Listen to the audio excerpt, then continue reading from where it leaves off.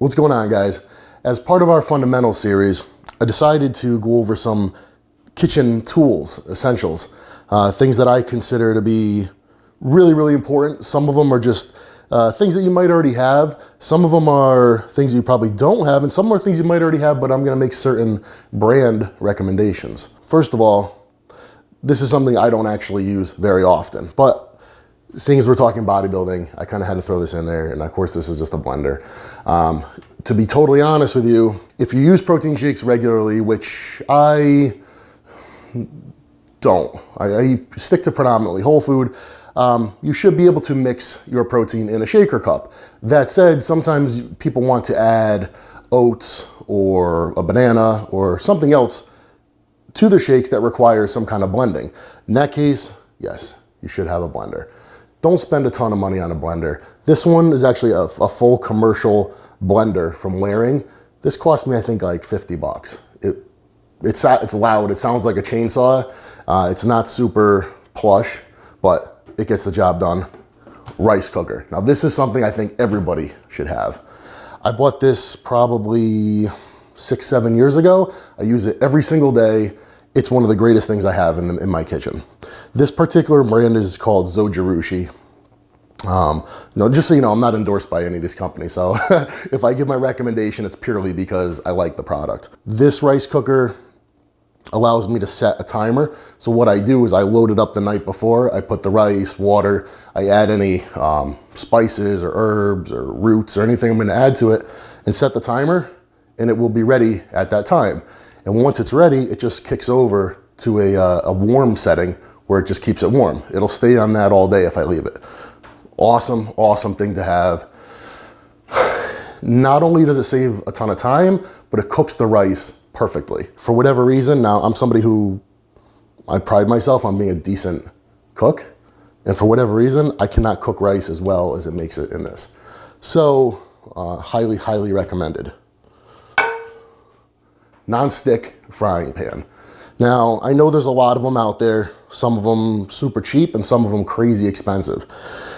This pan is produced by a company called Volrath. They make a lot of commercial kitchen products. It's made in the USA. It is an aluminum pan with what I believe is a Teflon coating with some ceramic in it. Is it the greatest thing? Probably not. Is it gonna make me sick and I'm gonna die? Maybe. But I'll tell you right now, the coating on this thing is freaking bulletproof. I have ones, this is one actually that I just bought. This is kind of like a Christmas gift to myself. That's why the wrapper is still on it. But I have ones that I've had for the last 5 years and the coating is still on there. Awesome pan, $50, not crazy expensive. Definitely the best bang for your buck. It's not super heavy, but it's not flimsy either. I've used the shit out of these pans and I highly recommend it. Vacuum sealer. There's gonna be times when you need to prep food in large quantity. You may be traveling. You may pick up food at a discounted price in a large quantity. You're not gonna get to all of it before it goes bad. Vacuum sealer is something you're gonna wanna have. This one, to be honest with you, is a total piece of shit. I hate this vacuum sealer, but it gets the job done. I had one from them like 10 years ago. It was one of the first ones they put out, this Food Saver company, and it was great. This one, I hate it. The last one I had, I smashed with my fist. They make really terrible products. Unfortunately, I don't know what other food vacuum sealer companies are really out there unless you go commercial, and those are stupid expensive. So be forewarned, I do not endorse this vacuum sealer, but I do think that it is good to have a vacuum sealer. Refrigerator thermometer. This is something you should absolutely have. $5 or $6, and you should keep this in your refrigerator to let you know what the temperature is in there. There's a little part in here where it tells you, you know, the little range between like 30 and 33 degrees. That's really where you want your food, where it's like, you want your refrigerator like on the cusp of freezing, all right? Because if you can get your refrigerator to just the right temperature where it's super cold without freezing your food is gonna stay cold the longest. When I prep food, you know, prepping food is a lot of work. You wanna do it as least often as possible. Keeping my refrigerator at the right temperature, I prep food once a week and I keep it in there a full 7 days and it stays fine. But the key is to maintain a steady temperature in your refrigerator. That not only means getting it to this temperature, but keeping it there. So don't keep your refrigerator open for long periods of time. Don't go putting hot food in your refrigerator. Let things come to room temperature, especially even like right now, it's winter time. It's about to be winter, so it's cool outside. If you have a large pot of something, put it outside and let it actually use the outside as a refrigerator, bring it down to temperature, then put it in your refrigerator. Knives. Knives are something you could spend a ton of money on. I don't, but you need a sharp knife, because if you don't, it's just gonna make your life miserable. This company, Dexter, they make just standard utility commercial kitchen knives. They're not super expensive, they're American made, they're decent, you know, they're good for what they are, and as long as you have your own sharpener, sharpen it each time you're about to use it. It just makes life a lot nicer, because using a dull knife is like torture.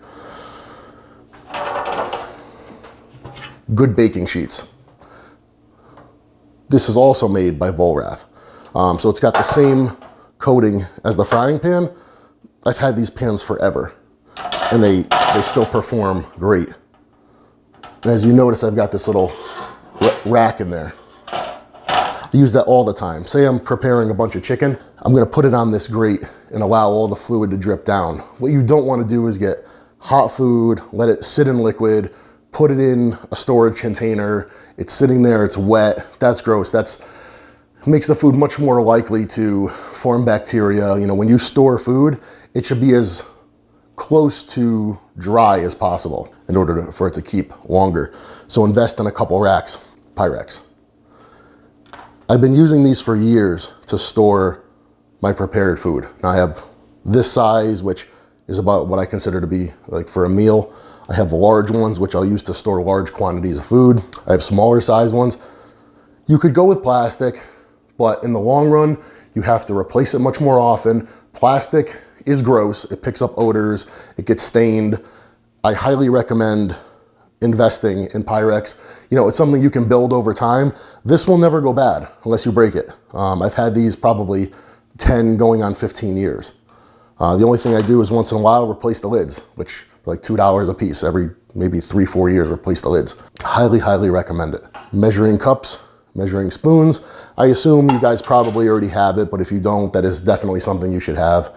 And a meat thermometer.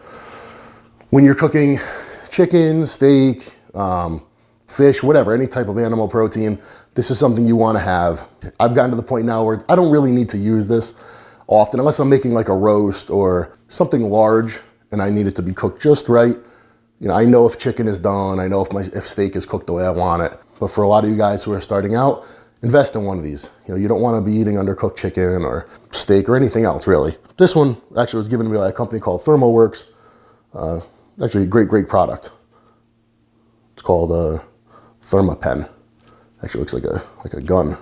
Last, but certainly not least, food scale. Now, I know most of you guys probably have a food scale from like Bed Bath & Beyond or you know, a place like that. I bet you probably within the next year it's gonna crap out and you're gonna buy another one and it's probably gonna cost you another 50 bucks. I purchased this scale. It's from a company called Palouse. They make a lot of commercial scales like for shipping, for food service. Awesome product. I've had it, geez, at least 10 years now. It goes up to, I think, 15 pounds. Never had any issues with it. You can get it wet. Awesome. You know, I think it cost me maybe 100 bucks. Is it more expensive than a typical food scale? Yeah, but I mean, look, it's got this nice, you know, stainless steel removable pad on it. You can clean it, so if you want to put stuff on raw, you can take it off and clean it. Awesome scale, good company. I also use their scale, you know, for body weight as well. It's actually a shipping scale because they go up to 400 pounds. Not that I'm 400 pounds, but you know, that is essentially it. I mean, of course, you know, I assume you guys have spatulas and pot holders and things like that, pots and pans. But these are just a few of the things that I highly recommend. You know, if I could give you guys one piece of advice, if you're looking for stuff for your kitchen, rather than going to Macy's, which a lot of these department stores over the years, they carry less and less stock. instead of going to a place like Williams-Sonoma, which is just stupid expensive. And believe it or not, Williams-Sonoma will get a lot of their products from like commercial or restaurant supply stores, which is what I recommend to you guys. Check out a place like that. There's probably one in your area. Usually they are open to the public. The pricing on the stuff is good. It's high quality. And that's about as good as you're gonna do. So I hope you found this helpful, and I'll see you next time.